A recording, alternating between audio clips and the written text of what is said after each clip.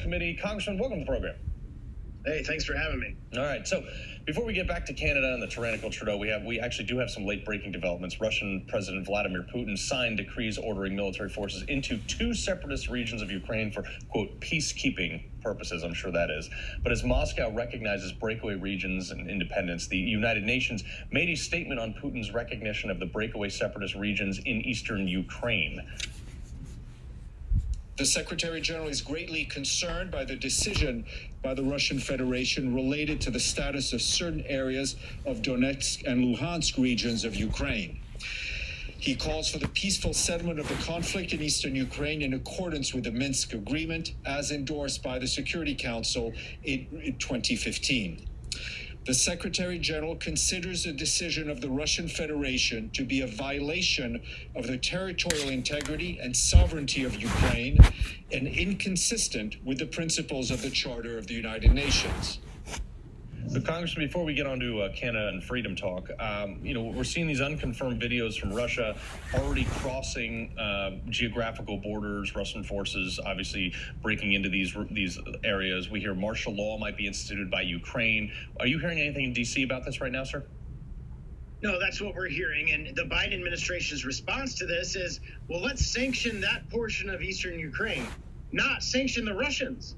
Like, we are where we are today because they lifted Trump-era sanctions on the Nord Stream 2 pipeline. By lifting those sanctions, the Biden administration opened up billions upon billions of dollars of revenue straight to Moscow. Mm-hmm. And so that allowed them to build up their military. It allowed an opening of resources directly to them. And now the Russians have gone into eastern Ukraine. Yep. We have confirmation of that.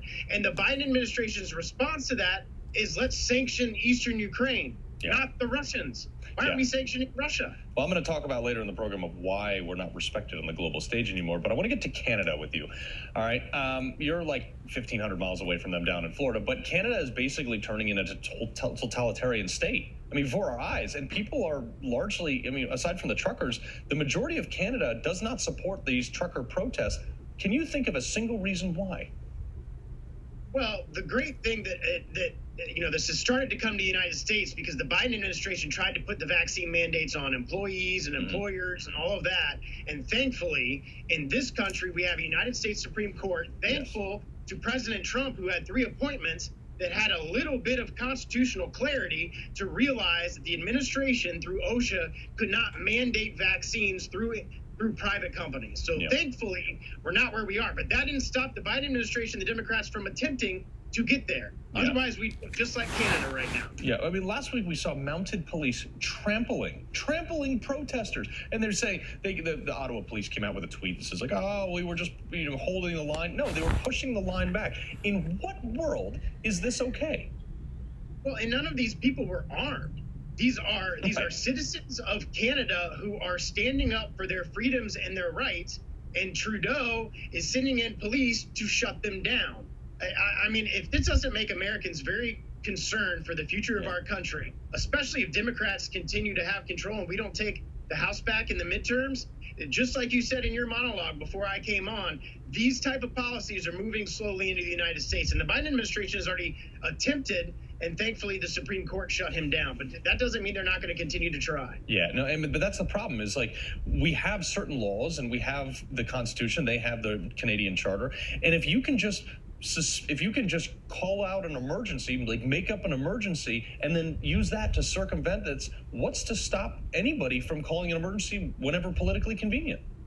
Well, and that's what the Biden administration tried to do with the employer vaccine mandate through OSHA. Mm-hmm. They used OSHA, the agency, to say, hey, this is emergency. You have to force vaccines on anybody that has a company than 100 or more. So they attempted the same thing. And thankfully, we had a court that shut it down, and you haven't heard a lot of that yet. Yeah. But still, you have this State of the Union coming up, and the floor of the House of Representatives still has a mask mandate, despite the D.C. metro area now lifted their vaccine. They lifted their mask mandate. But the floor of the House of Representatives, run by Speaker Pelosi, will be the last place in this country ever that will lift the mask mandate. Congressman Greg Steube, we appreciate you taking the time tonight, sir. Thanks for having me. All right, coming up, what the Biden administration is threatening to do if